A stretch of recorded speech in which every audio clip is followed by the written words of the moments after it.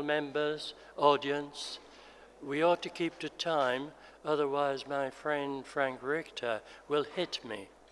And in any case, we do have to finish on time to get to the final panel meeting. So, without more ado, I am John Kidd. I know it says B Kidd here.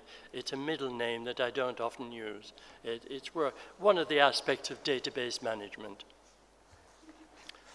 However, let me begin briefly. I'm not going to talk very much. I sent an email around to my panel members saying, really, I did not want to introduce them at length. They can do this for themselves. We are too numerous to spend a lot of time in this 1.5 hours. So although we seem to have lost Mr. Kobayashi, perhaps in the typhoons from Japan to here, nevertheless, the panel members still don't have very long to expound their theories. What I said to them, being an ex-academic in a sense, is that all management schools seem to expound some pet theory of management, and each one is different. But as I've just explained to the guys here, I want them to talk about their day-by-day experiences and how do they manage. Do they go home at night, look up the academic textbook and wonder how they're going to manage tomorrow? I doubt if that's the case at all. But let's see if we can get to some commonality of management in this complexity of Asia, Pacific, and the world, and try to build something according to the title that is in here, Envisaging New Models of Management. In the panel I was in just now on Industry 4.0, they talked about dispersed management systems, dispersed models. How do you manage with dispersion as opposed to a collective together? Now, let me just introduce you to another model that I did not mention to the panel. It was created by Elliot Jakes, a UK person. One of his claims was he did not believe any manager could understand more than 6 subordinates. Thus, in a biggish organization, you automatically get hierarchy. So the idea of flat organizations for him was not working at all. So that's one thing. He also introduced the idea of span of management, that thus the chief executives are thinking way ahead by years, whereas I'll use the old term, the shop worker or the blue-collar worker is stuck between 9 in the morning and 12, during which time he could walk around with a scaffold pole on his shoulder, apparently working. Then he would be seen by somebody, and for the afternoon he could be lost again. But his span of control is half a day. So from the top guys thinking years ahead, down the hierarchy, getting shorter and shorter and shorter, their responsibilities lie entirely on creating the right organization with the right machinery, with the right training for the staff to create objects to sell today. Because if those objects are not created well, then the customers will buy them once and say never again. So whatever the time span of vision of management, it is all about now getting the workforce to be able to work extremely well. So that's just one theory, but there are many others. I just explained to the panel briefly that I would start here and work around not in any alphabetical order, but they will introduce themselves briefly, we'll pass around, and then get into the more substantive discussion. So we start with you. Hi, everyone. My name is Arthur. I'm a managing partner at Blue Peak Group. We are a boutique investment, cross-border investment advisory firm. So we help companies do M&A, strategic sales, acquisitions, capital raising, business development, joint ventures, and so on. This is actually a very interesting topic because in my line of work, right, I deal mainly with finance, with companies in different stages of growth, right? So a lot of what they worry about is in terms of capital raising, working capital, as well as management, or as what John was mentioning before in terms of management of their products, services, customer delivery, so on and so forth, right? But what I have this noticed in terms that's related to this topic in terms of new business models is an increasing, there's actually 4 trends that I'd like to touch upon that I'll just go over briefly, right? That basically impacts the evolution of the business model, right? First thing is, in terms of a traditional company, right? In the old companies, right, traditional industries, they're very much product or services driven, right? Very focused on what they do, be it real estate, manufacturing, so on. Right, if you're a doctor, you are providing medical services. So your product very focused on one particular product or service. But now, right, with the advent of new technologies, right, mobile, wireless, et cetera, we have seen a lot of network or platform companies, if you will, where people focus purely on improving platforms, right? And then they let the users and the customers create the content for them. Right, typical examples of this would be the FANGs, right?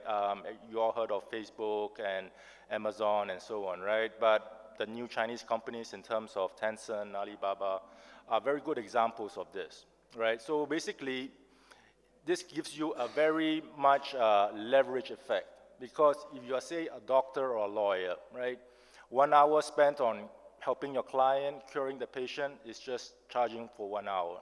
But 1 hour spent on improving the platform that lets you get 10 more people, 10 more customers, and these 10 people or customers then create content of 10 times of what they do, that's immediately a 100x leverage, right? And that basically leads to another trend, right, which I like to call the securitization of everything, or like, for example, the rise of the rental or the sharing economy, right? I'll take the real estate example because we're in Asia. Everybody is very familiar with real estate, right? You buy a house, right? You live in it, you rent it out, then you sell it at the end of 10 years, 20 years, etc., right? But because of the technology, right, transaction costs in terms of buying and selling has been reduced, right? So you're now able to buy it and use it, rent it out for shorter and shorter periods of time, right? So you can be from instead of measured in terms of years, it can be in terms of months, it can be measured in terms of weeks, or even in terms of days. Then suddenly you have evolved from renting a house for, say, 2 years into 5 days, 1 week, few days, into a hotel business, right, into a service business, right? So that basically has opened up new avenues or new business models, if you will, right?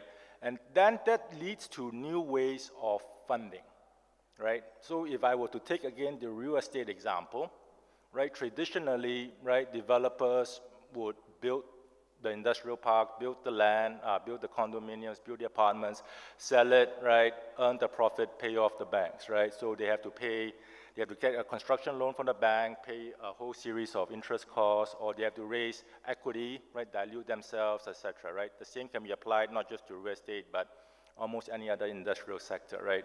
But because there are more people, right, able to buy and sell and wanting to use services for shorter and shorter period of time, right? You can actually move to a newer funding model of directly the consumers funding themselves, right? This is actually a concept that's already in real estate development, right? It's called off-the-plan sales, right? Before you even build the apartment, you already sold the apartment, so in essence, you have self-financed itself. But what the new technology in terms of mobile, wireless, and the access to a wider range of users is to enable people to tap this as a viable source of funding, right? So for example, typical bike sharing apps, right? you will not think of it, but if you put in, say, $5, $10 worth of deposit in order to use the bikes, right? Over a series of, say, 100,000, a million bikes, that's suddenly very good working capital of 10 million, 20 million, right? Same thing for wallets and e-payments, right? You'll not think about too much about putting in $10, $50, $100 to fund your e-wallet, but a company that is providing the e-wallet services would have the float on the $100, right? And this basically enables companies, especially the leading companies, to bypass expensive equity funding because you no longer have to dilute yourself, and bypass the expensive debt funding because you do not need to incur debt, incur very poor cash to debt ratios or pay interest costs, etc., right? So that has led to newer funding models, right? And that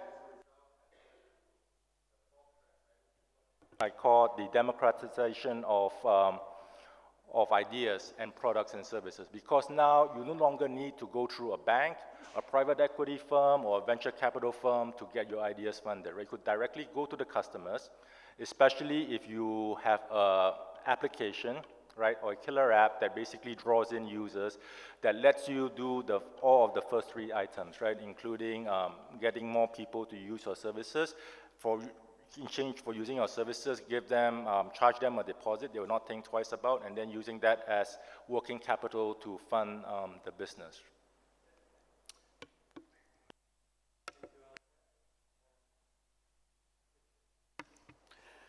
Good afternoon, everybody. And the reason I'm here, I used to run KPMG in India. I was on the global board of KPMG. Now I'm on the board of KPMG Dubai. I have been on the board of ASPAC KPMG. I was involved in their strategy development, so I know the region a little bit. I won't say expert from a consultant's point of view. So one has seen the growth areas and what it is. So I think my 360-degree view on Asia is a bit available for discussions as we go through this. One has been working with so many clients, global clients across the world. Huge amount of change has taken place over the last few years. I would like to put one concept here before I start. We keep talking of an emerging economies. We talk of course, China's now emerged and a superpower kind of. We keep talking of emerging economies, but I think I want to bring everybody back that in 1800, it was China and India actually which dominated the global economy. And over those next few years, they lost their way. Both the economies lost their way.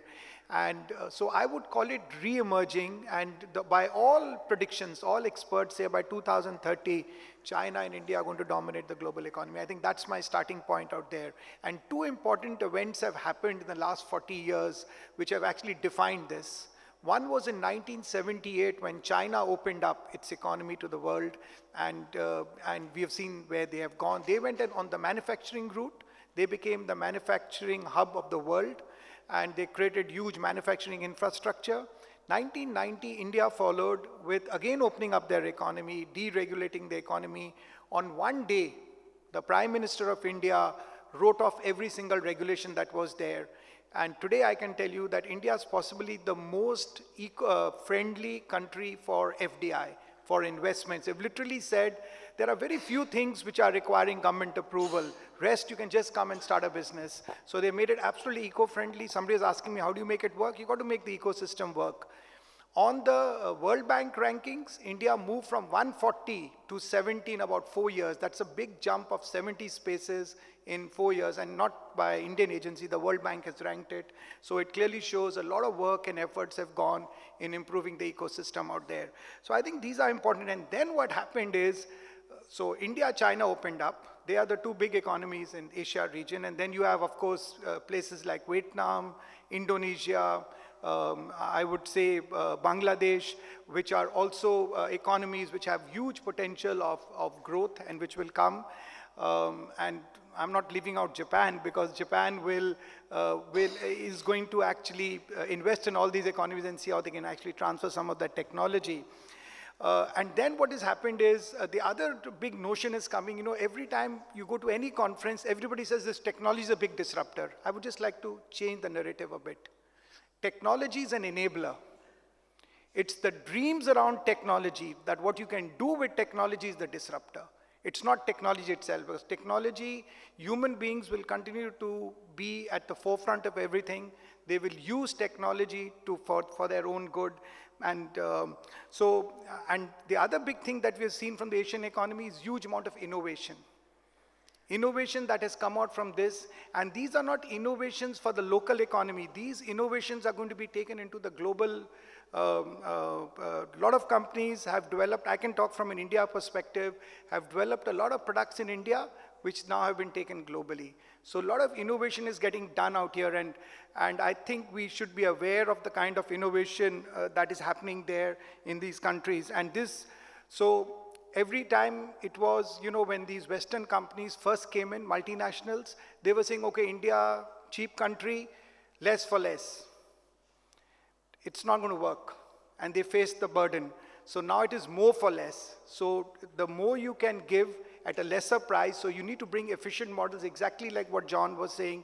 We have to bring efficient models which bring logistics costs down, which can get, and that's where technology comes in, and where technology can be the biggest enabler. I want to give you 2 examples here just to set the context.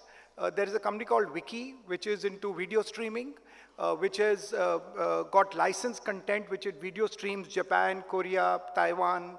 It operates in those countries. And the kind of user base has gone up like tremendously. And what they have done, their model is very unique because they've got users now to become their partners and to create subtitles of their content, and that content is now being sold onto Netflix, onto BBC, onto various channels they have used. So that's the unique model. The other unique model is Oyo rooms. We've all heard of Airbnb. I don't know how many of us have heard of Oyo rooms. Today, Oyo rooms took the Airbnb model and bettered it. So Airbnb is a marketplace where people can go and get rooms. Oyo said, no, we're not going to be a marketplace only. We are going to create standardization of all these places where I put a Oyo brand. So wherever we're going to put Oyo brand, we're going to give you a certain quality which you expect. So the point I'm trying to make is, it is not just taking an idea, but taking that idea and bettering it so that everybody can get advantage out of it and everybody benefits. So these are just 2 examples. There are numerous examples. The other one I can talk of is Jio in India, which is a telecom company, which I'm saying it now, this is my personal prediction, in the next few years will be possibly the most valued telecom company in the world. Forget about India. It's going to be the most valued telecom company in the world because the way they have structured themselves, they have no capex. The capex has been written off. And you can come after this conference, I'll tell you how it's done. And they run as an operating company, and when they list, they're going to list at a very high valuation and running at a company with no capital. All the capex has been written off, and everything is going to be OPEX. When you look at a telecom company, you know what the OPEX is. The biggest item on a telecom company is the capex. You have to put up these stars, you have to put up all the systems. That has already been written off. So I just want to tell you how some of the companies are actually moving on in that space. And then when you look at how this technology, which is all these new business models that are actually getting generated because of this technology which is coming and which is providing goods at a much cheaper price to their customers, and why Asia is becoming so different. I think the few points I thought I'll just leave as a thought out here. Youngest population in the world, the demographic dividend that Asia has. Second, there was an entire section of community which was being left out of this growth story because of language issues. Technology has bridged that. This wiki, for example, has 100 languages. 100 languages it is able to do it. So imagine the reach of that kind of technology. We have young people who are aspirational. They don't know nothing else other than digital. And so they will be the harbingers of all the change that is happening. And today, like I can talk from India's point of view, possibly we are so digitized today. There is so much of digital revolution that has happened in India. Just to give you one small example, which I gave at another panel, there's an Aadhaar card where we have given a unique identification number to every Indian. 1.3 billion people have a unique identification number. If somebody understands that technology, what you can do with that 1.3 billion, it's amazing. And the cost at which you can actually move money, you can move services, you can move products, it's at a very different level. So we have a new consuming class. Affordability will always be a challenge in these Asian markets. So one will have to go for more for less, value for money. They will have to, the other point which I want to put across here, the Asian countries, okay, there could be slight differences, but they're very service-oriented, very, very service-oriented. So if you marry service and technology, you can see what you can get out of it. It's going to be, the confluence is going to be something which is going to be very different. And the other one would be that they're spread over vast geographies. So this, how do you get the products, the new 3D printing, getting the product across to where it is needed is going to help. Smartphones adoption. Smartphone adoptions, internet is also a big area which needs to be looked at. So I think that is another area which I would leave for people to debate and discuss as we go along. I know other panel members also need to talk, but this is a topic which is very passionate to me. So John, sorry, I just overstepped myself. You see, this is sort of typical in one way. Speakers get excited about their subjects, which is great. On the other hand, from my purpose, I need to shut them up occasionally, so we move round to others. Just as a joke about smartphones, this thing, I've recently got it. It doesn't mean much because the village I live in is dead. It doesn't have mobile coverage. I don't know how to use this thing. I admire people busy flapping away, getting contacts. How do they do that? I don't know. Anyway, let's move on from businesses and big models, I think, to a rather personal view of the world. All right. Hello everyone, my name is Johnson. I'm from Wales. I'm from Kuala Lumpur, and we are an app that basically introduces like-minded people to each other. So if you're single, you find the right partner for life. If you're married or in a relationship, you'll find things to do on the weekend with your other half, like which cafe to go to and which place to travel to. Right? So that's about it. Actually, I thought this was just going to be a brief introduction. So John, should I just stop here and let the round go, or should I just go straight into what I think about new business models? Oh, yeah. Gosh. All right, let's do the round then. Please, Madam. Wonderful. Good evening, everyone. My name is Gandhi, based in Bangkok. I'm a veteran professor in business school and engineering school. Had taught in university for about 13 years and decided to exit what I loved the most to join in terms of the private sectors. Right now, I am the CEO and co-founders of ICORA, where we do digital asset advisory. Work a lot with the regulators on the blockchain disruptions and so many other along the road. So a whole lot of things that the key reason that I shifting the career from what I say one of the best career ever, which is being a professor in university, is looking back. Just recently, we see that some of the ministers in some country, who are taking care of cyber and security, don't even know how to use a USB. You ring a bell. We see the who write the digital asset law and policy don't even have the digital wallet themselves. And I don't want to be a professor that teach entrepreneurship and never start my own business. So I accepted. Then here I am doing something completely different, and looking back, the whole business here is a whole lot of change, and the disruption or the change, whatsoever you call it, I see the speed of change will never get any slower than today.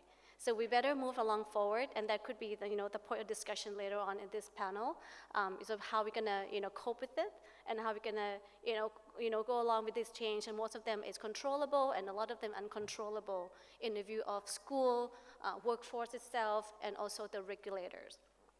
Over to you. Thank you.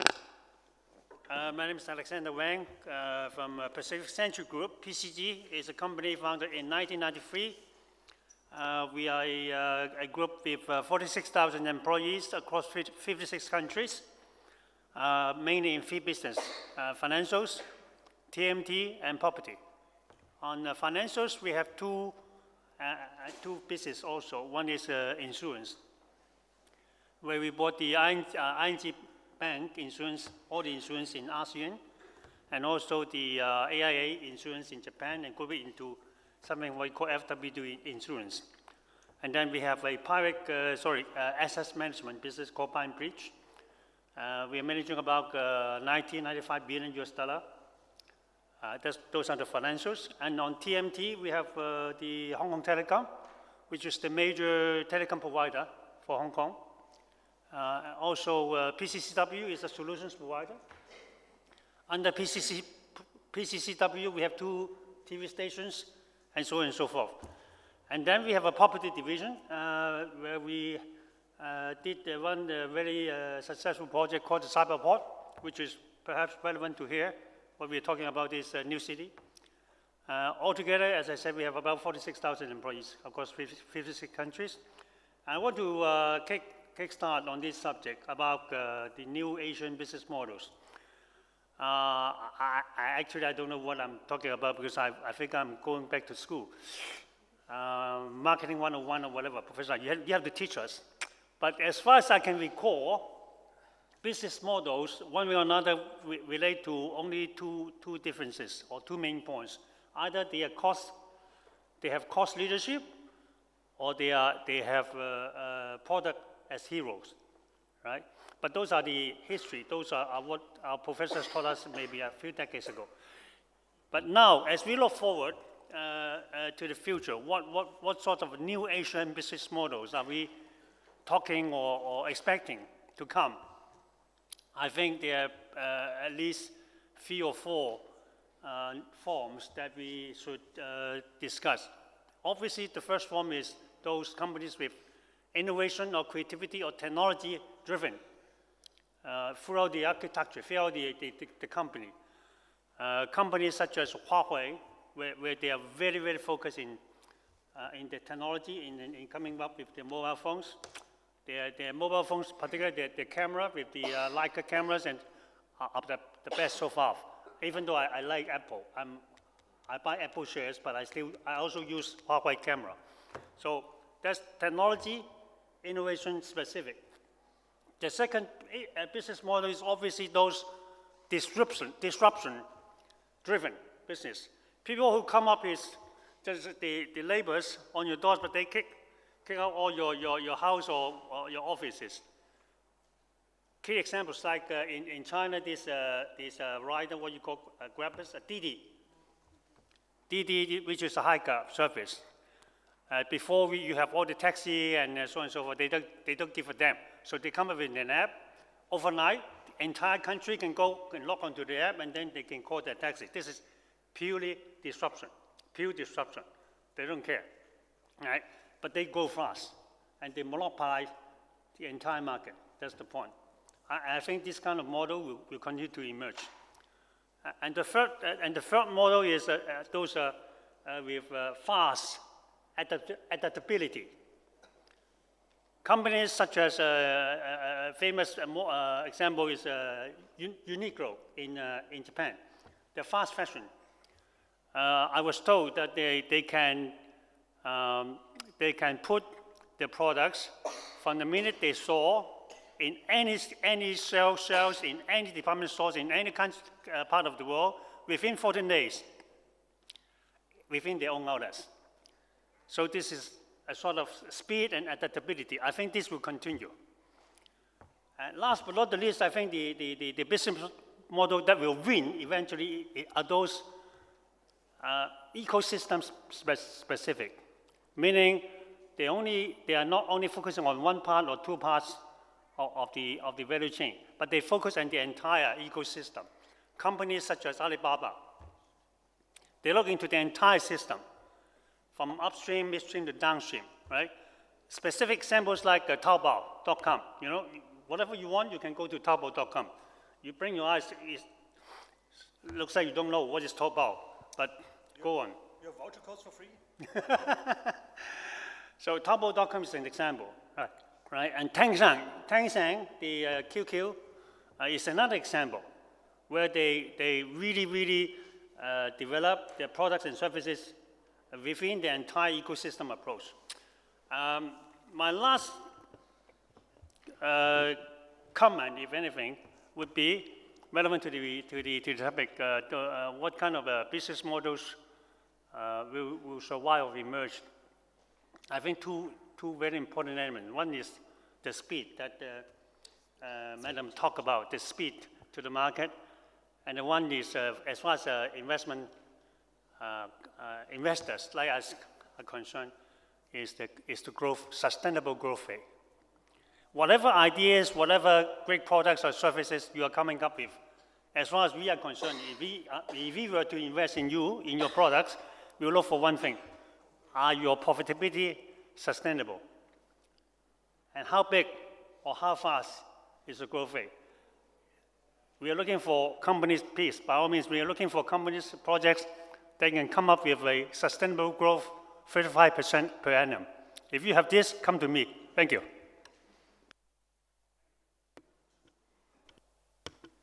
Thank you very much. Let me give you some amusements, 2 of them, or 3. I live in France, something like the 5th or 6th largest global economy. So I would have thought that service was an important part of their business. I tried to order something over the net. It refused my credit card because it was a card drawn on an overseas bank, not a French one.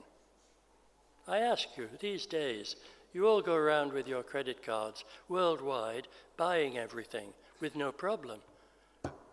But this French company had a problem. It also went on to create a further problem. I expect vendors to tell me where my product is. My only contact with my product is the seller. When will it come to me? They had no idea. They didn't know if it had been made in their warehouse, which logistics provider they put it to, and whether there was a tertiary supplier below them. Eventually I got it, after many, many pushing emails. On the other hand, Amazon, doesn't matter where I order stuff, and I look for different prices according to tariff rates, it arrives, tracking number as well. So that's fine. So service is a major problem. That's on the general selling side. On the other hand, you've variously mentioned disruptive technologies like ride-hailing systems. And those are going to increasingly arrive where the organization for that is a small kernel, as you mentioned, without large capex, and in which maybe the objects being used, houses or cars, belong to somebody else. And it's an app which provides the service. So how do you become a large manager, a regional, perhaps a national manager of a non-capex organization? What do you do in those organizations to keep control of those people who don't exist but give a service? Who would like to come in? And by the way, you in the audience have lots of knowledge. Come in, put your hand up, shout, give your name, and contribute. We want you as well. Panelists. I think I'll take a stab at this. In these type of network type of platforms, one common theme that you will find are basically ranking or rating or pure incentive systems, right? So take, for example, the ride-hailing services, right? For the customers, right, when you order the cab doesn't come, the cab is late, right? You give them a low ranking, right? Next time, the system itself automates the incentives, right? So you have a low ranking, you'll be last on the list if there are 2, cabs in the same vicinity to pick up the same passengers. On the other hand, for the same thing on the customer side, if you are late, right, or, for various reasons you keep canceling and so on, then you too will receive a lower rating in the system. So next time you're in a rush to get a cab, you probably won't get it, right? And this basically gives rise to another trend known as gamification, right? In other words, people look for non-monetary incentives, but not just monetary incentives, but also non-monetary incentives to motivate them. Like, for example, in terms of service quality, in terms of in terms of delivery, in terms of being able to rank themselves, if you will, against other peers, right? You see this a lot in, for example, say fitness apps or buying and selling, because online trust is very important, right? But you don't build up a trust rating over time, right? So you have a lot of different people giving you the same rankings, right? So pretty soon it becomes not just, oh, I'm doing this because I need to make the revenues. I'm doing this because I need the rankings to maintain to actually get the customers in the first place, right? It becomes a entry point rather than a revenue enhancer, if you will. Like to add on that. I think there are a couple of things we're looking at. Number one is the business model get into the distributed business model, not the centralized or decentralized as the way we knew it before. Now, once it's distributed, so you don't have to hold everything in, right in the middle and carry so much of the cost and the expense and the capex and all that. And number two, we talk about the power of crowd. The people can get into your business, can get into, be engaged in how you do the business, not just to be the customers.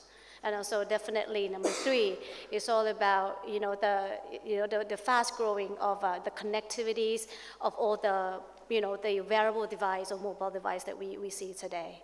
So we see, if we looked back, the way we shaped up the business models itself, or the way we learned the business concept itself, the technology is being, it's actually an enabler, and also they also ease up the world. If we're looking back at the statistics, top 5 of Fortune 500, it used to be the energy, resources, those companies that actually dig out the oil and stuff, be the number one in terms of market shares and also the values. But now it's all about technology. Given that the workforce itself, much less, but the value is much higher. We talked about the change between, the change from selling a product to selling a platform, just like what you do. This is pretty awesome. We talk about the change between, from put up the price per unit, but to a freemium models where you build a platform so cool and cool enough to get people hooked. And once it's hooked, you can charge for premium stuff. If you want more, you pay more. I'm sure everybody knows all about it. If you use Dropbox or LinkedIn or maybe your apps, yep. If I finally want to get engaged, I might have to pay you. We talked about the way we used to try to predict what the customer wants. You named it, all the forecast models that we have learned in business school and MBA, but now it's all about the big data, AI playing the role. We're not waiting until what customer tell you what they want, but we push and tell them this is what they want now, and you better buy it. You better buy it fast. So it's all changing all around. I think it's an awesome thing we live in this world, and we are actually alive today and see such a change in such a lifetime. I know you have something to add, Johnson. Well, before we go into analyzing all these new business models in Southeast Asia, allow me to share with you my observation. This being an ASEAN summit, right? I would like to say that actually, from my definition on my personal view, there isn't any new business models in Southeast Asia. So far, what we've been doing is just copying. Because for now, right, talking about new businesses, I think in Southeast Asia, we have a problem. It's a big problem. And the problem, I think, is that Southeast Asian VCs are generally adverse to investing into totally innovative and 0 to 1 ideas. They are afraid to invest in innovative ideas that has not been done before. If you look at what our startups that we have in Southeast Asia right now, they're either a Southeast Asia version of Uber or Southeast Asia version of something, right? It could be due to the LPs, that most of them make their money through conventional businesses. I have no idea about that. But so maybe if there are some investors in the room, maybe you can help me answer this question.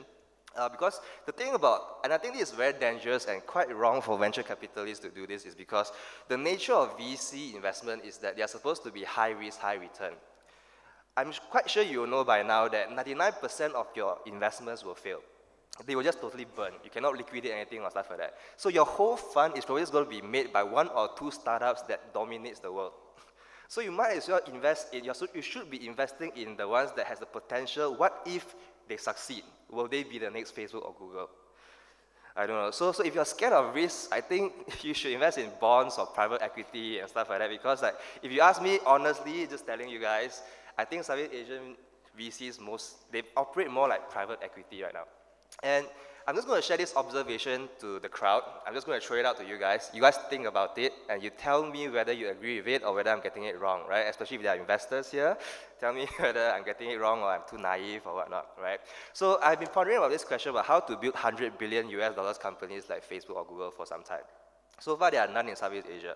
So Peter Thiel wrote this book, 0 to 1. I don't know if you read that, right? So basically, there are two types of companies. There's the 0 to 1, from nothing to something. That's vertical innovation. You're creating something from nothing.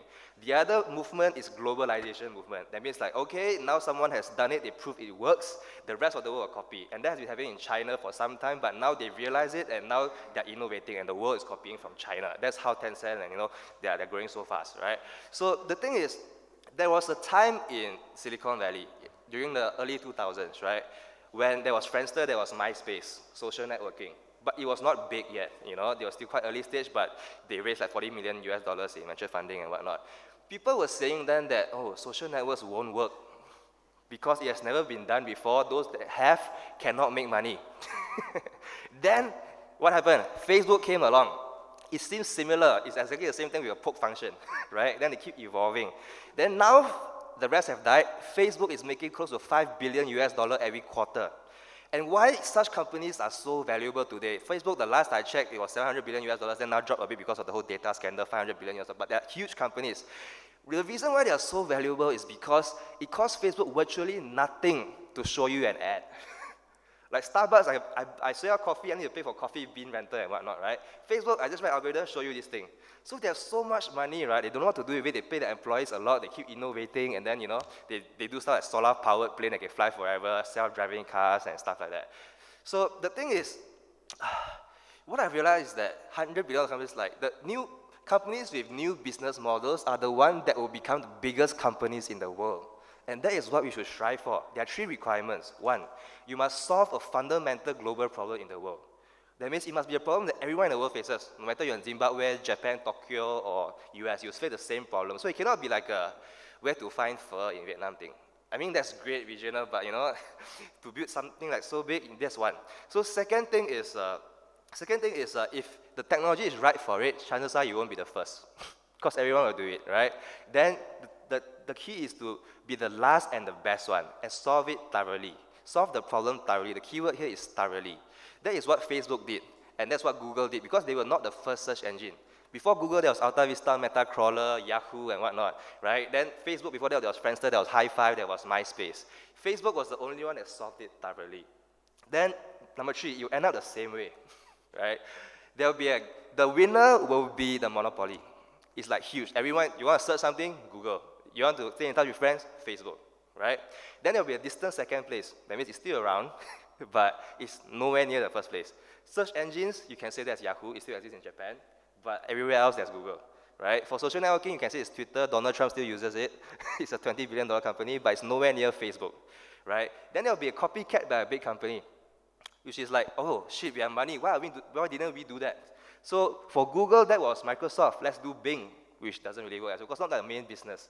Then for the last one, for social networking, that was the big company now is Google. So they did Google Plus, but nothing happened as well because that's not their main business, right? So this is how it will end up. So you want to be the last and the best, and once everyone in the world is using your service every single day, right? There are plenty of ways to make money. And I think that Southeast Asia, investors need to start realizing this and take bigger risks on this, because from what I gather, most of them just, oh, that's Facebook, that's a special case, They just don't believe that Southeast Asian founders can start something like that. That's one point. So I don't know, maybe you guys can tell me whether I'm wrong, whether it makes sense or not. And there are 2 other things which I'll tell you if there's still time. But anyways, just answer this question first. Yeah, just put it out there for everyone. Thank you very much. I hesitate to go to him to look for a partner. He's so much of a salesman. Yeah, okay. I think you've raised a very valid point, honestly. And the reason why Apples of the world, Facebooks of the world, if you look at all the big giants, they've come out of US. Your point is exactly right. the more risk you take, you pick it because your rewards are going to be very high. I'm not sure many economies are ready for such things. The many regulators are ready. Forget about the economy and people. I think even the regulations are not good enough in many countries to actually allow these kind of companies. I'm just saying, if tomorrow Apple was born in another country, would it have become Apple? I mean, I'm just asking a question out to the room. I don't have an answer to it. But because it was in US and it got all the ecosystem which actually allowed it to do what it did, after so many failures, he succeeded, right? But he went through many failures. And we got innumerable examples like this. I also want to give you one small example. I know you said that you said that we will only invest in a company which has 35% growth and whatever. But the quarter in which Amazon declared a profit, which only I think once in their lifetime they did, their shares fell. And because the market said that these guys are not investing enough and they're not going into new solutions. So I'm an accountant. I don't understand how you value these companies and how they get so much valuation, but that's the way the market operates. I'll give you an India example, Flipkart. Flipkart was an e-commerce company, SoftBank, everybody invested in it, loss-making, there's no future to look at making a profit. In comes Walmart because they wanted to get into the India market, they didn't have no other way. They come and pay 17 billion for about 50% stake of that company. And all in one stroke, all those investors made up all their money. So I think this game is very different. This game is going to, and what I've been told now is that Flipkart is going to go public. So ultimately people like me and many other Indians will be buying into those shares. So Walmart will get their money back also. So the point is that this is a very different ecosystem. It's very difficult to understand. But just to answer your point, one, ecosystem has to change. Secondly, people need to believe in the promoter. They need, the investor has to believe in the promoter because, see, most of these promoters are 25-year-old guys. The guy who runs Oyo is 25 years old. And he runs Oyo, which has got many rooms in China, in India. More than any hotel room in India is run by this guy. 25-year-old boy, that's his age. So this is a youngster's game. And these people who take the risk and people who have invested on him is also so. But one more point I thought I'd leave coming from your this thing. I think data is the new energy. What energy used to be, when I talk of energy, that is power and oil and gas, data is the power. And data is that new energy, and Asia has a lot of it. Now it's up to Asia to decide whether they want to monetize it or let the US monetize it or some other country monetize it. That's left for everybody here, but I think the data is what we own, what is lying in these countries. I think it needs to be monetized, and there is a lot of money to be made out of data, and I think that's, I just leave this thought out here. Thank you. Yeah, go ahead. Yeah, thank you. Maybe just to add a bit of technical comments to both what Karni said and Mr. Ricky. I'm René Seifert. I'm running True Profiler, which is a standard for document verification. So we want to do away with this over and over repetitive background problem. And before that, I founded a crowdfunding platform. So I have a bit of experience. So what is different in terms of the new business models? It's really about taking a very experimental approach and still understanding that you're dealing with humans. So, which brings me to, how do I start a relationship? You might start some campaigns on Facebook to expose your brand in the first place. Then you change the narrative and try to get people into a newsletter subscription. Then you have a different level of relationship that you then, of course, target with different messages. And then you might figure out, okay, now it's maybe the time to offer them to go for registration for free. And in that process, again, you learn so much, if you look at the data, that you fine-tune your target group in the first place that you expose your brand to. So it's a constant iterative approach where you take the data, learn from it, improve, and then maybe the next step might be that you make them an offer, discounted voucher, because you understand who these people are with, again, a targeted message. And then you really have them as customers.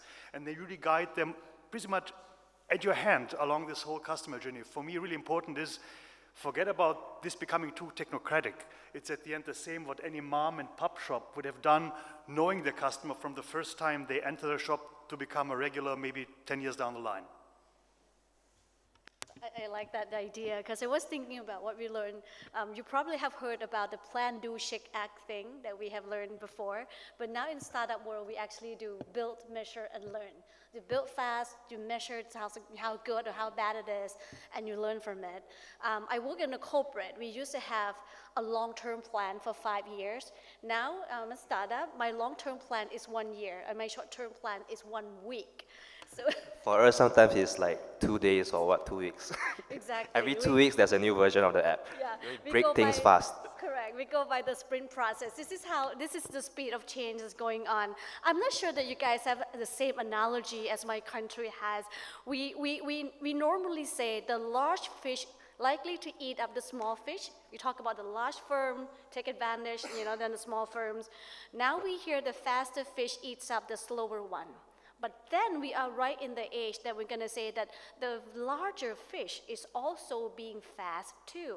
We see the corporate nowadays adopting the CVC, in the firms and invest in a startup or even act like a startup itself. So it's moving very fast.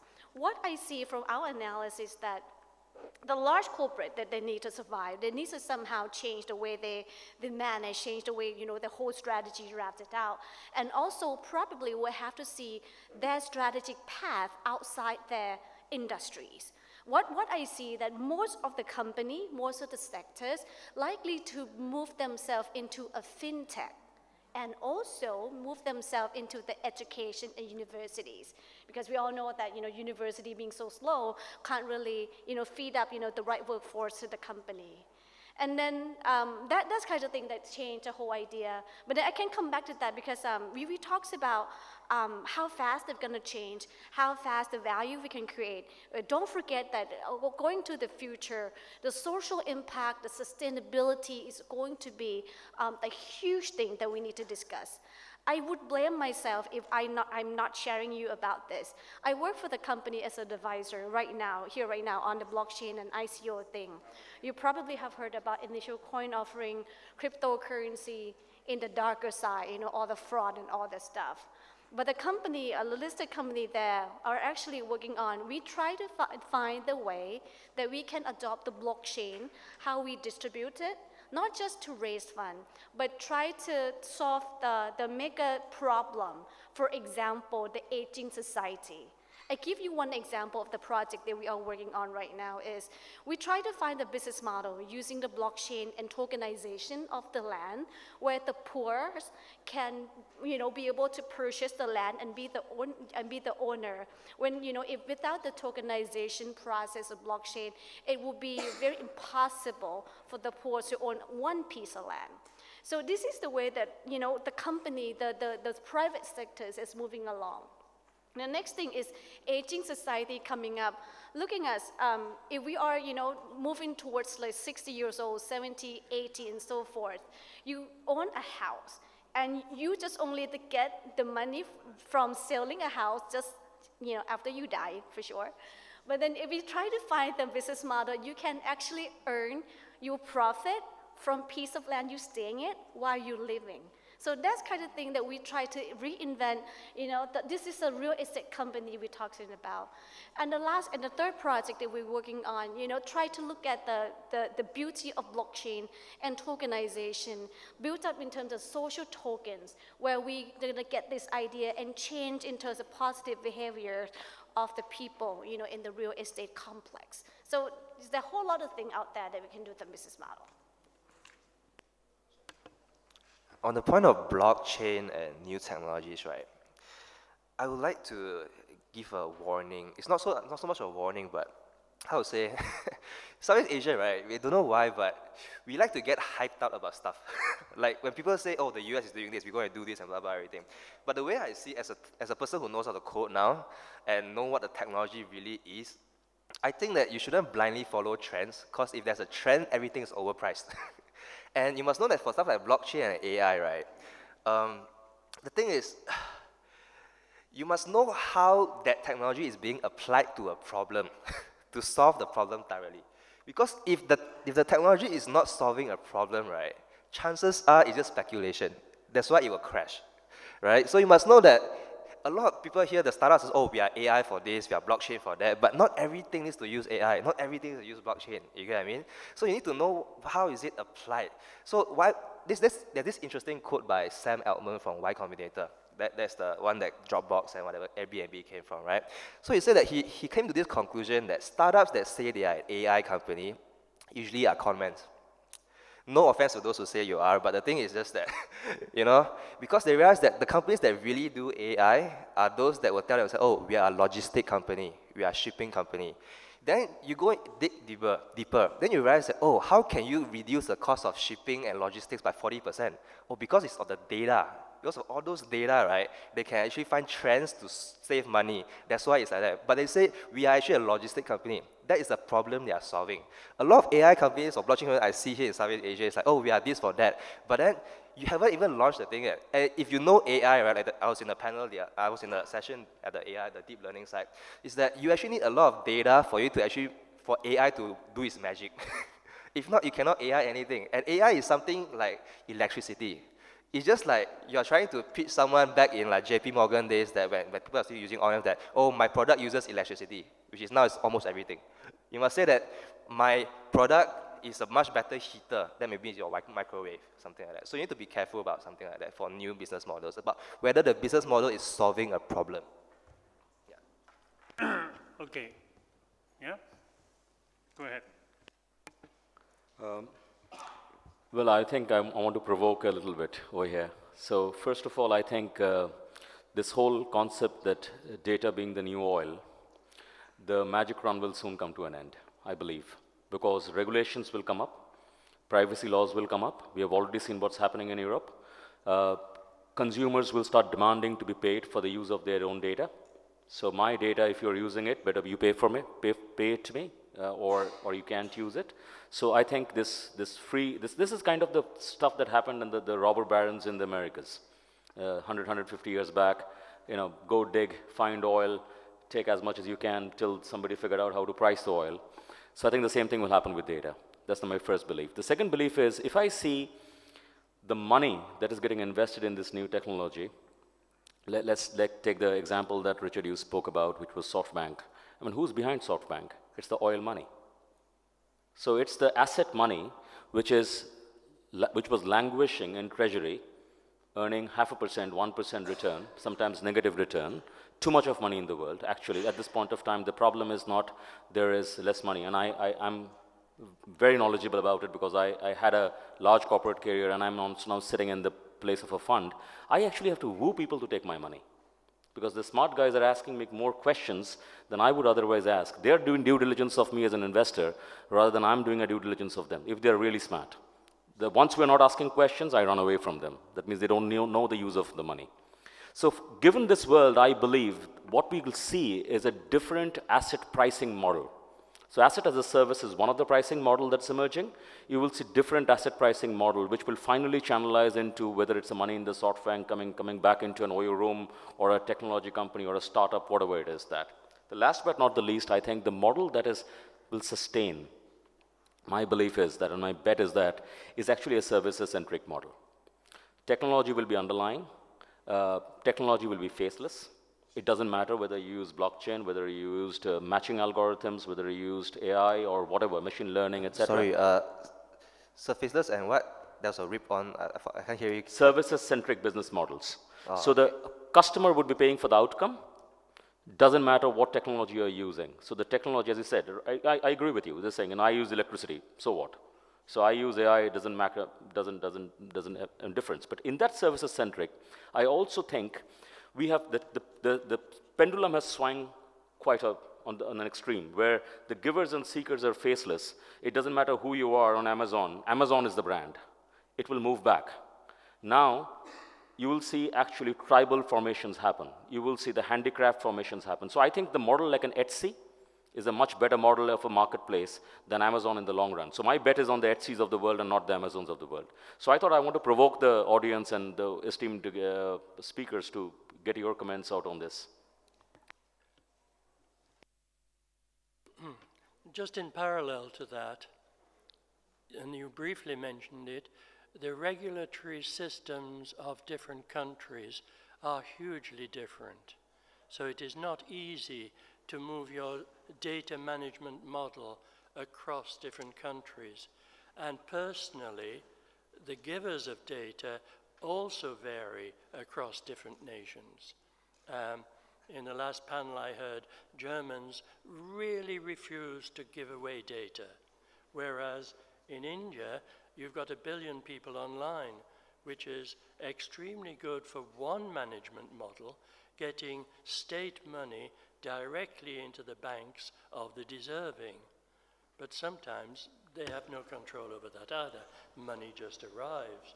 But what happens if it's stolen? Cybercrime is another problem.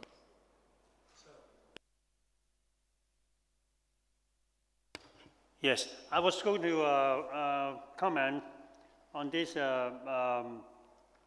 so-called Asian business models, the forthcoming. I think if we are talking about Asia as a whole, absolutely, I think there's a relatively difficult to come up with pan-Asian models. Let's come back to where we are now. Vietnam as one of the ASEAN countries. ASEAN, 10 countries together. We never seen any company, ASEAN company, I could be wrong, correct me if I'm wrong, at the Fortune 500, maybe one or two. Maybe CP Group is one of them, Thailand, CP? It's not the Fortune 500. Not Fortune 500, maybe. So the explanation to that could be because ASEAN, 10 countries, you have 10 cultures, 10 the governments and policies, and it's so difficult to take ASEAN as a common market. We talk about AEC for decades. Yet if you go to the streets of Ho Chi Minh City, you ask the people, the young people, what is AEC? I have no idea. Meaning what? People have no awareness. If the people have no awareness, they have no ownership. People have no ownership, the governments have no ownership. Even AEC doesn't not working yet. Okay, so I put it back to the original argument. It's very difficult to have a pan-ASEAN business model. Whereas China is very different. China, because it's a common market, it's a common language, common government, right? So Alibaba or Tencent, they can name it the size, the sheer size of the market makes a difference. Size makes differences.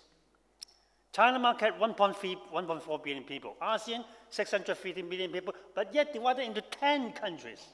I don't know how many religions, how many dialects, how many languages.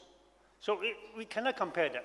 So my final suggestion to everybody in this room, if we talk about successful business models, I mean people who are likely to be successful in the next 3 to 5 years with a pan-Asian perspective are likely to be very technology-driven, very speedy, and last but not the least, very, very importantly, they have a sense of capital from the beginning of the setting up the business. Most business, they fail in the early part, if not in the middle part of the business because of lack of capital. If you look at the China experience, look at most of these so-called unicorn companies, China has just come up with the Meituan, the Pinduoduo, those companies, when they set up the companies, the first day they set up the company, they have an eye for an IPO on NASDAQ. That makes a difference. Huge difference. That's just the rules of the game. Okay? So what are the companies likely to be successful? People with this technology-driven disruption, adaptability, ecosystem, last but not the least, with a sense of capital always in mind. Thank you. I think just to add, in terms of a pan-Asian model and in terms of data usage, I think the main common theme that we are seeing is you have to first, as what Johnson was referring to, right, start off with a killer app, right, a problem that needs to be solved as a common theme that gets a lot of people onto the platform. Because once you have a certain critical mass, right, for example, Tencent, the WeChat app, right, start out with a communications app, right, just like WhatsApp. Right? But then it evolved from just been messaging into peer-to-peer payments, right? E-wallets, right? And because all of your friends are on it, you want to pay each other, the natural thing is to basically use the same platform rather than try to sign somebody up on a different platform, right? And once you have that, right, then Tencent automatically becomes a de facto bank because everybody funds their wallet. Suddenly Tencent has a whole bunch of money sitting around as float that they earn interest on, that they fund their other ventures and so on, right? So I think the advantages is once you have a certain critical mass, and that's what Asia has because they were latecomers, if you will, right? They're able to see this and put together an integrated model. So for example, right, take the US example, right? Recently, a couple of years back, Facebook and WhatsApp want to do the integration, right? It was a big hoo-ha, oh, please, customer privacy, please don't link your WhatsApp with your Facebook, et cetera, et cetera. So now you have Facebook basically generating revenues from advertising and limited nothing else, right? Whereas an Asian model, a homegrown model would be like, for example, the WeChat model, whereby you have messaging, you have Facebook social media functionality, and payments functionality, right? Another example would be, for example, Grab versus Uber, right? Grab basically, Uber was basically a ride-hailing service, right? Grab basically took the same model, right, ride-hailing, extended it, because once they have a certain critical mass, right, they're able to extend it into wallets. And once you're able to extend into wallets, you're able to pay literally anybody, anything, right? You can pay for food delivery, you can pay for e-commerce, delivery, and so on. So pretty soon you will have people delivering your food orders, not just taxis, right? But also your food orders, what you order online, et cetera, right? So the main thing is once you have a certain critical mass, you're able to extend this into other newer revenue business models. So, and the main thing is, because you're able to develop this organically, is seamless, right? You take a look at, for example, the US model, first mover advantage, right? So they first came out with credit cards, right? So you have Visa and you have MasterCard, then later on came along PayPal, right? Then you have the banks, then you have the consumers, right? So what's stopping electronic payments? Basically, you have 3 or 4 different parties along the same lines. Everybody needs to earn their share, because they're own shareholders, right? So basically, in order for me to pay you, I need to go through PayPal, I need to go through Visa or MasterCard, and then I need to go through the bank, right? So the bank needs to take their cut. Visa or MasterCard needs to take their cut, right? Before I even get anything there, right? So that basically has 2 barriers, right? One is people won't use it because it's expensive, and people won't use it, then becomes a negative cycle, right? Because if nobody uses it, then basically the adoption rate will be low, and you will need to incur more and more transaction costs to try to get the adoption rate high, right? So this is why, for example, now it's picking up in China and extending down to Southeast Asia in terms of electronic payments, right? Cashless payments, right? Where you just basically scan the barcode or you use NFC for e-payments, right? Because there's a certain critical mass of users that could pay each other without need of incurring intermediate costs, right? So I think for Asian business models, if you will, right, take heart, right? It's not the fact that you are second or third mover, but the fact that you're able to learn from the lessons, right? You're able to see what will work, what doesn't, and once you have a certain critical mass, it's really your own, sky's the limit, right? In terms of what you want to extend the business model to. Okay, thank you for the opportunity. My name is Ivan from Awina Sinergi International. So for 9 years, we are focusing on renewable energy and environmental business, and now we have a pipeline of about 400 megawatts for wind, solar, biomass, and hydropower. And I would like to add a question towards the discussion today, which I think is maybe is quite important to address, is about whether we already prepare the right form of organization to face these new business models. Because I think that, and this is what I've been seen throughout the discussion today, that Deloitte actually have done some rigorous study regarding this matter, that there are changes in terms of organization to face this rapid of changes. It is from hierarchical-based organization into more of a network-based teams. So I think I would like to have some inputs or some insights from the panels in here, whether are we actually going towards a more non-hierarchical based kind of organization towards facing these rapid changes in terms of the business that we are living now, or actually those both of those organizations needs to work together so that we can have a sustainable growth of business? Or is it like everything needs to be changed towards more of the rather? Because I think that in my own experience, especially in my field of business, which is renewable energy, especially in Indonesia, where actually the power is decentralized, it's really difficult to find who actually is in power, controlling the regulation and all that.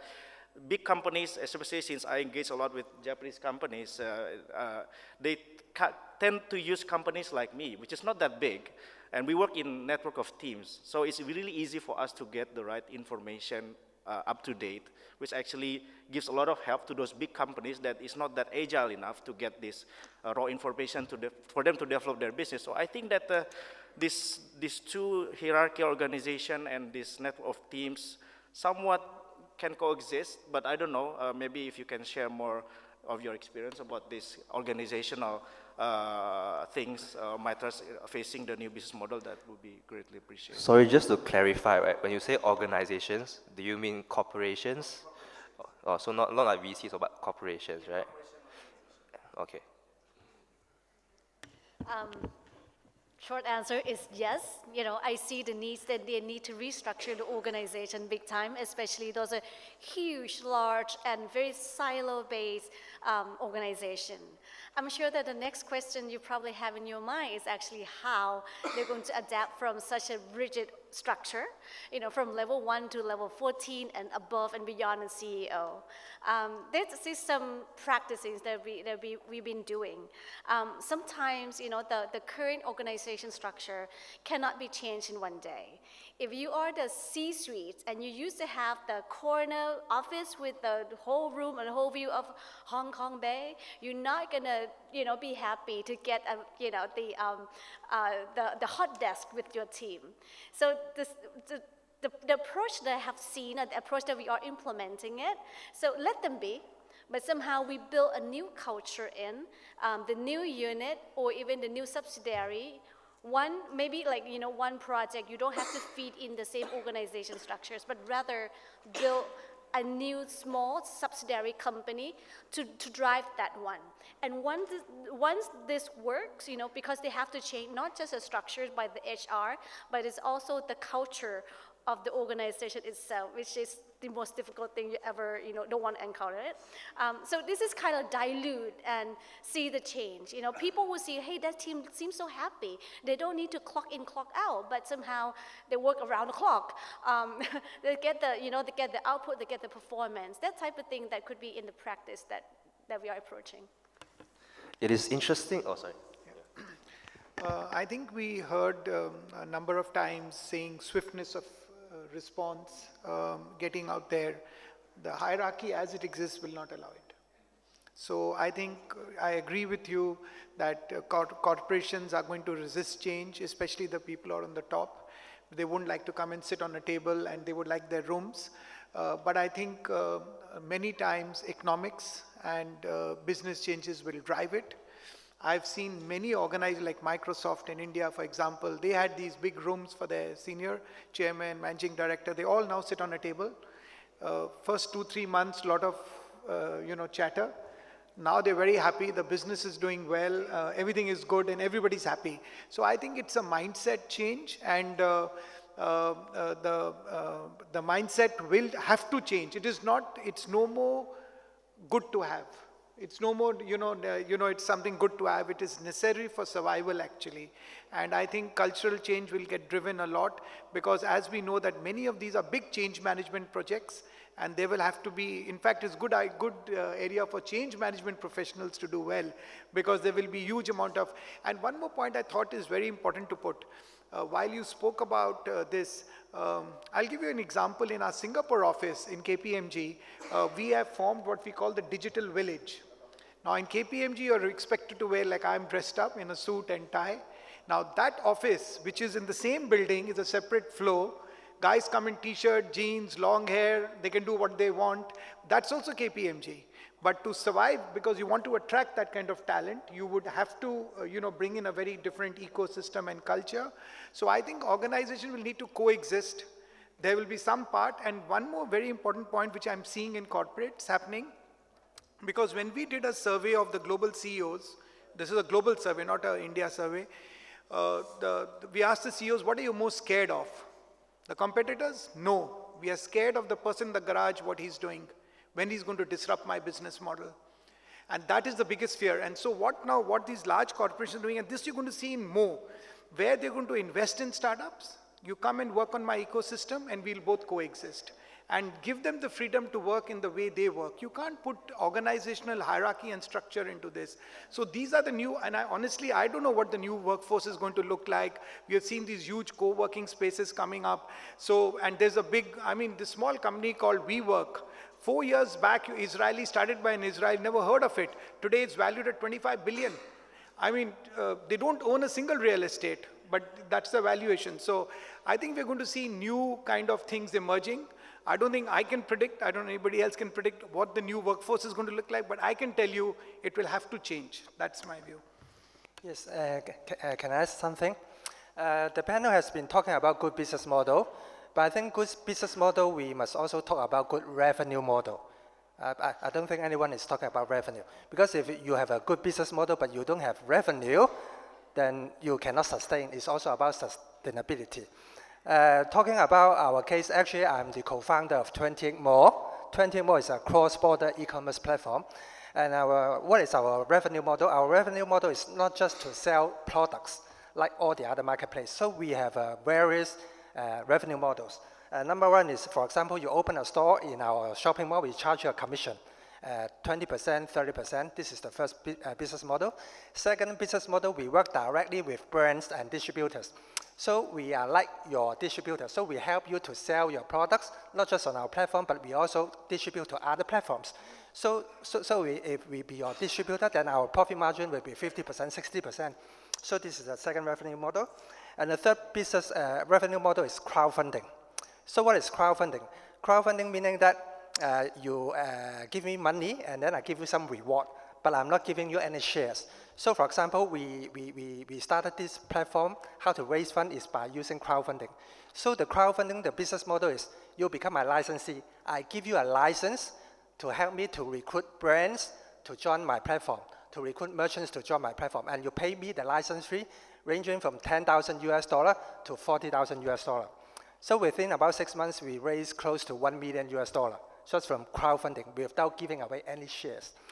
And crowdfunding is not just for our licenses. We can also use products to do crowdfunding.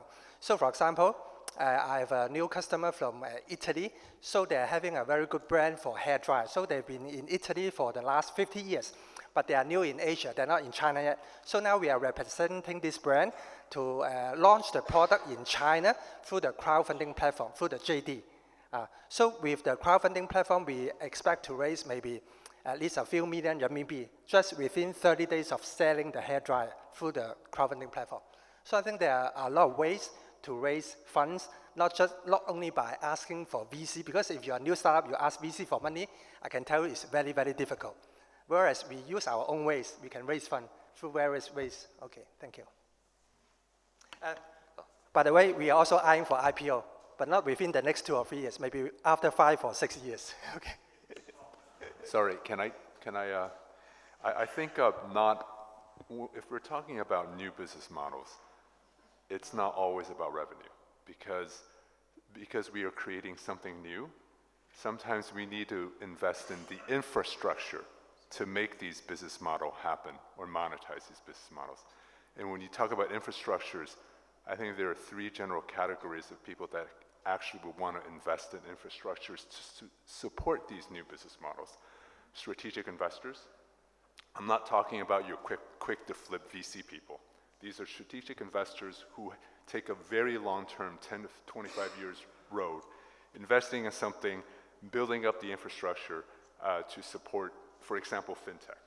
In fintech, which is, I call myself a strategic investor because in fintech, as an example, we need to create new payment models, clearing houses, settlement systems, custodianships, replicating all of the traditional financial infrastructures in the fintech space. A lot of opportunities, but if you talk 35%, no, I cannot say first year 35%. However, I could say this is long-term strategic vision. Second major group, I find regulators are taking, for example, Thailand. Amazing things are coming out from Thailand. What the regulators are doing there. That should be another panel on in of itself. And also Singapore, they're coming out with delivery payment systems. They're working with NASDAQ. So new business models requires, in other words, understanding regulators that want to work with the entrepreneurs. Because it's not about coming up with a business model to disrupt for disruptive sake. I mean, that's dangerous. I mean, I think entrepreneurs should really focus on coming up with responsible innovation so that they could sell it better to the regulators. Because the regulators, at the end of the day, they are the change managers.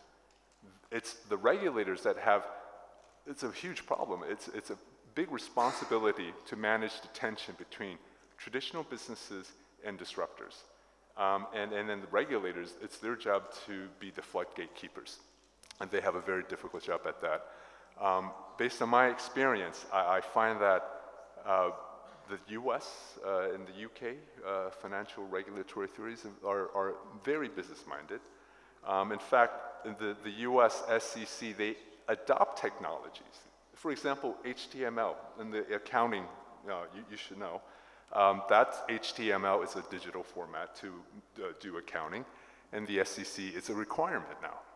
So at a certain point in time, I see in the fintech space, regulators will require certain technologies as the norm. For example, Christine Lagarde at the IMF, she mentioned several times of central banks coming out with a digital national currency, all right? China's already experimenting with that, not using the blockchain, okay? So I find that the regulators, I mean, who will drive the change? I think primarily would be from the regulators driving the change by fostering infrastructures to support new business models and also requiring technology as the legal standard. Thank you. Thank you. My name is Richard from Indonesia. I just like to share the observations because interesting about how the business model must evolve, right? And why the revenue must be sustainable. If you're talking about, I think, Grab before with the wallet, I like to bring the examples about Gojek in Indonesia. It's also a ride-hailing services, which we know actually from Uber. Uber started it, and the idea is simple. You gain the masses, you burn money, you get the things, and after that you start making money. But in certain countries, especially the democracy developing countries, sometimes the biggest challenge is not your competitor. It could be your own partners. Like, for example, when Grab and Gojek already gather thousands and thousands of drivers, the drivers form an association. And they are the one that actually that demanded that you cannot change that, you cannot do that. And they are doing that within the legal framework, which is they conduct demonstration on the street, which create a biggest headache to the government. Because it disrupted the economy, create massive traffic jam, which in the end, you like it or not, then they have to facilitate what the driver wants. And so one of the requests actually is totally contradicting the business model, which they said you should make us your employee, which doesn't really make sense, right? But the good thing is that the company itself is evolving.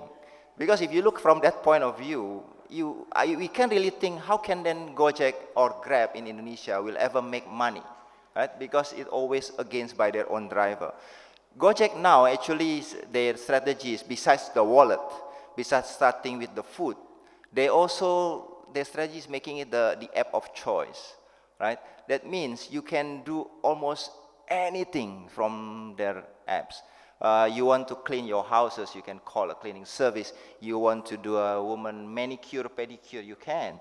You can do cream bath, somebody will come to your house, right? You want to move things, everything that you want to do is there. And they have their own wallet, which we believe the business model has changed, evolving. Now I think they are trying to make money by capitalizing on that. This is why I think their valuation now is already like 10 to 15 billion US dollar, if I'm not wrong, Google itself has already invested about $1 billion on their own alone.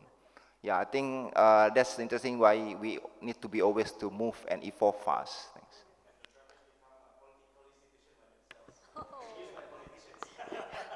Gentlemen, believe it or not, I feel your pain. I know how it works there. It's similar to Thailand, but may not that severe. The thing is, we finally touch base on the regulations, how it should facilitate or at least support the rise of innovations and the new business models. One thing that I know, some country, anything that is not legalized by certain law, it will be illegal.